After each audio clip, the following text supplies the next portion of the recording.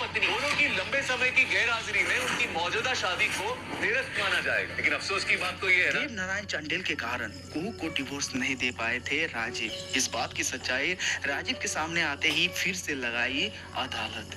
लेकिन इस बार अदालत में राजीव कहते हैं 7 साल पति पत्नी अगर अलग रहते हैं, मतलब लंबे टाइम तक अलग रहते हैं, तो कानूनी तौर पर वो दोनों डिवोर्स ले सकते हैं। अब देव नारायण चंडेल को सच बताना ही पड़ेगा, क्योंकि देव नारायण चंडेल दोनों बेटों का कसम खा चुके हैं। क्या इस समस्या से निकल पाएगी कुहू? क्या कुहू राजीव के डिवोर्स तक आ जाएगी, या फिर अब कोयल का डीएनए टेस्ट होने वाला?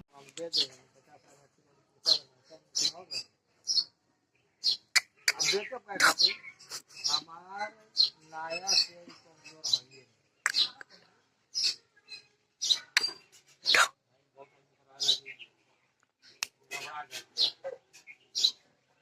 भाई हमार दवाई